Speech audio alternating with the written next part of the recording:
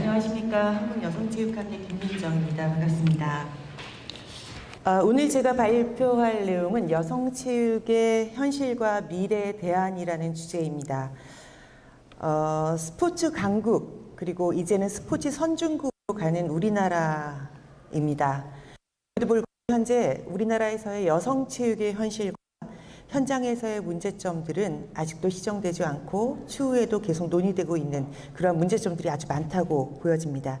따라서 오늘의 발표는 현실적으로 있는 문제점들에 대해서 우리가 다시 한번 파악해보는 시간을 갖고 앞으로 어떠한 대안을 함께 마련해 봐야 될지 한번 생각해보는 시간을 갖고자 본 발표를 준비하게 되었습니다.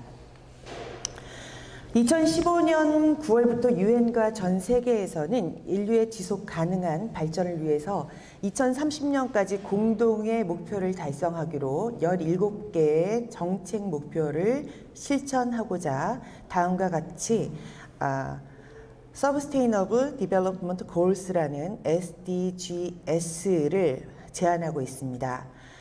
여기에 주된 목표는 어느 누구도 뒤처지지 않게 한다라는 의미입니다. 이 중에 5번째를 보면은요, 성평등 달성과 여성 역량 강화라는 부분이 있습니다. 우리나라에서도 2018년 환경부가 주도하여서 코리아 SDGs를 수립하고 목표 달성에 동참하고 있습니다. 이렇게 다양한 여러 가지의 지속 가능 발전 목표 중에 있는 중요한 부분인 이러한 여성의 성평등, 여성의 역량 강화가 과연 우리나라에서는 어느 정도의 수준인지 여러 가지 지표들을 통해서 한번 살펴보고자 합니다. 실제 양성평등 관련 지표 중에서 2006년부터 매년 각국의 경제 참여 기회라든가 교육, 그리고 건강과 생존, 정적 권한 등 여러 분야의 통계를 내는 즉 성별 격차를 지수화해서 발표하고 있는데요. 그 중에 하나가 바로 보신 바와 같이 2021년 세계 성격차 지수 보고서입니다. 이 보고서의 결과에 따르면 우리나라의 등수는요, 152개국 중에 102위에 랭크가 되어 있습니다. 보시는 스코어가 0.687이라고 되어 있는데요. 1에 가까울수록 성평등이 잘 이루어지고 있는 나라라는 것을 의미하게 됩니다. 시간 관계상 다른 나라들에 대해서는 말씀을 안 드리겠으나 많은 나라들이 1에 가까운 선진국일수록 그러한 지수를 보인다는 것을 알 수 있었습니다. 그리고 보시는 바와 같이 2021년 양성평등 실체조사에 보시면요.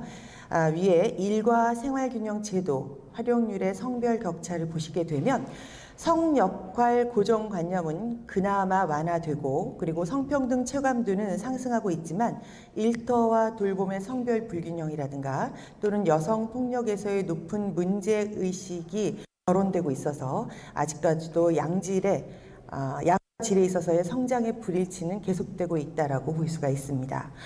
이렇게 사회적으로 전반적인 양성평등에 있어서 문제점이 있는 가운데 과연 체육계에서의 양성평등의 문제점은 어떤 것들이 있을까요?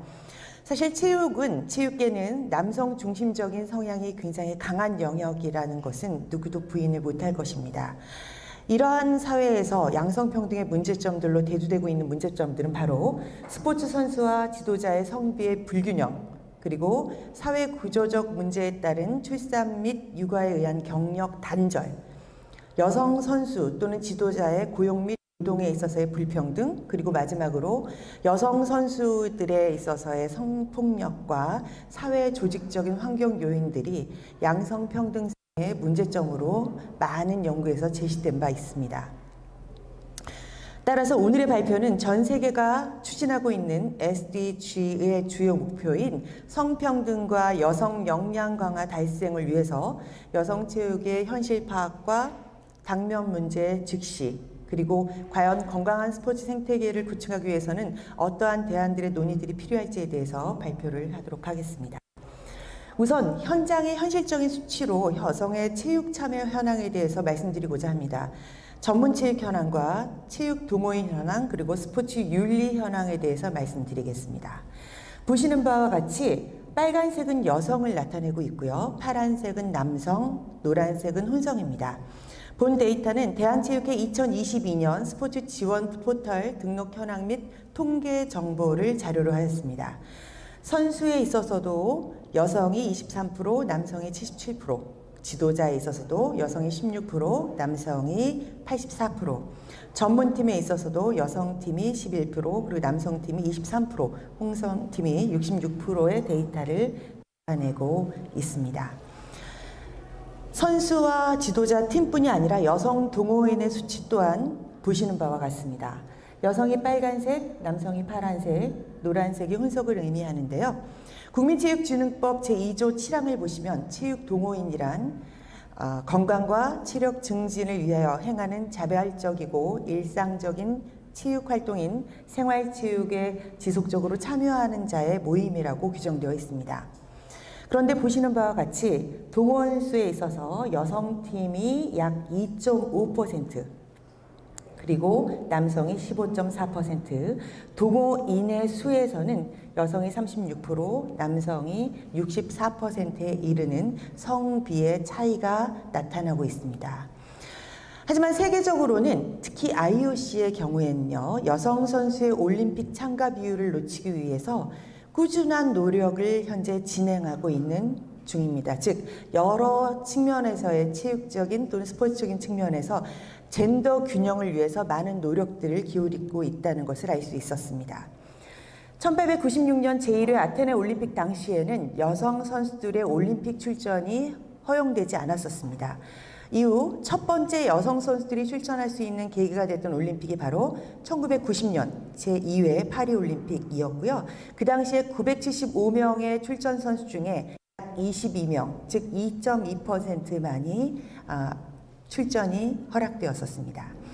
이후에 1988년 제24회 서울올림픽에서는 약 26.1%, 그리고 2016년 제31회 리우올림픽에서는 45.2%, 2020년에 있었던 도쿄올림픽에서는 48.5%의 여성 선수들이 출전하게 되었고, 도쿄올림픽의 경우에는 모든 국가가 최소 1명 이상의 남녀 선수, 즉 여자 선수를 대회에 참가시키는 규정을 적용하기도 했습니다. 다가오는 2024년 파리올림픽에서는 50대 50의 선수 출전을 목표로 하고 있습니다. 이렇게 동호인, 선수, 지도자, 그리고 여러 계층의 스포츠에서의 성별의 차이는 확연하게 눈으로 차이를 볼 수 있습니다. 과연 이뿐일까요? 스포츠의 윤리 현황에서는 그 수치를 더욱더 볼 수 있습니다. 본 데이터는 국가인권위원회 2019년 대학교 운동선수 인권 실태 전수조사 자료집에서 발췌한 내용입니다.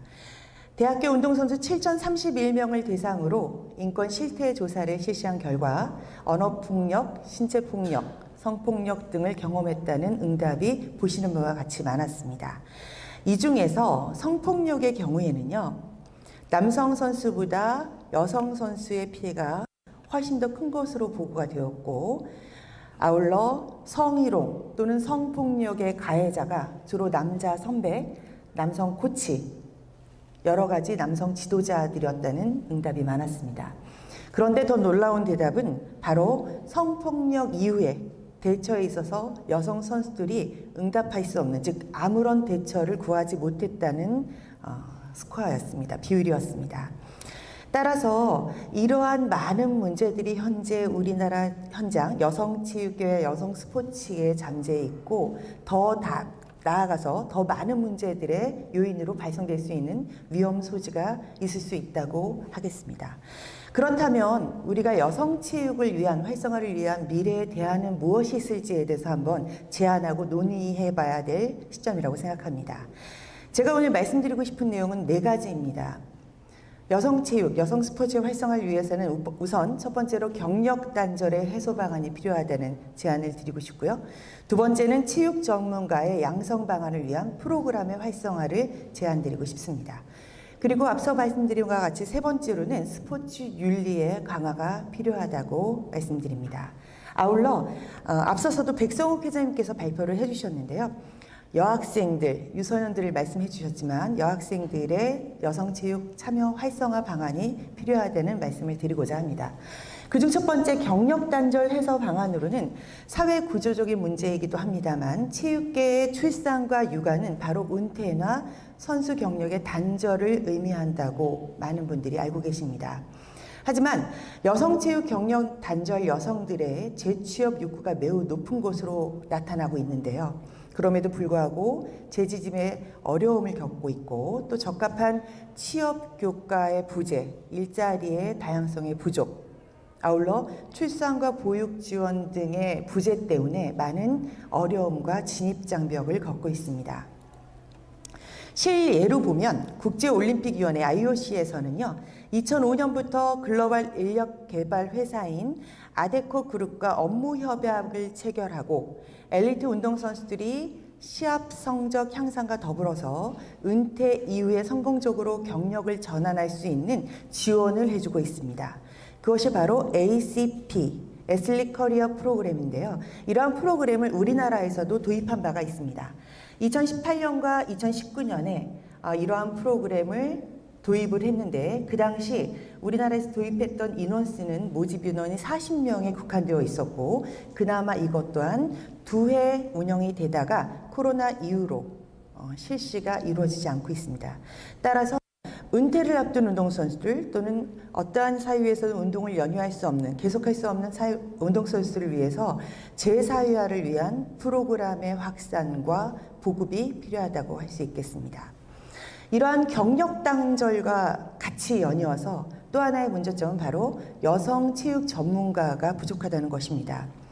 경제적으로 한번 젠더의 불균형을 따져보게 되면요, 여성 선수가 남성 선수보다 평균적으로 연봉이 400만 원 작고 그리고 여성 지도자의 연봉이 500만 원 낮은 것으로 그전 연구, 즉 한 3년 된 연구 보고에서 이렇게 수치가 나왔습니다. 이뿐만이 아니라 스포츠 산업에서 대외 경쟁력 강화를 위해서는 체육 전문 인력 양성, 즉 여성 체육 인력 양성이 필요하다라는 주장이 있는 반면에 그와 더불어 이렇게 여성 체육의 전문 인력을 양성하고자 해도 그러한 양성을 할 수 있는 전문 인력이 부족하다라는 얘기가 또 나오게 됩니다.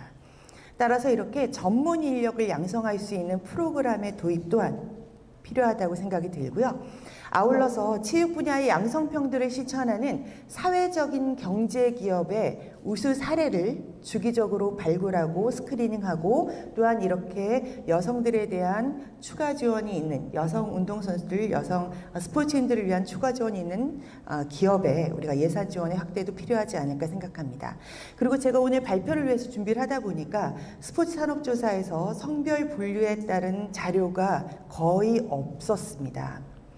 따라서 성인적 관점에서의 스포츠 산업에 대한 조사, 실태 조사와 현장 파악도 필요하다고 생각이 듭니다.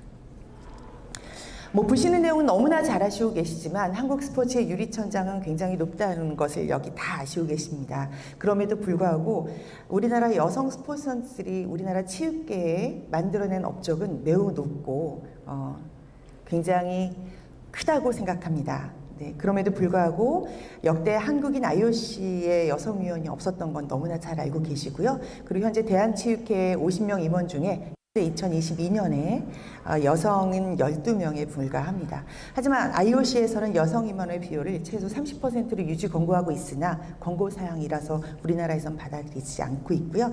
다른 나라들에서도 이렇게 여성들의 임원 수준을 유지하려고 노력하고 잘 유지가 되는 스포츠 단체에는 그만큼의 어드밴테이지를 주는 정책을 시행하고 있습니다.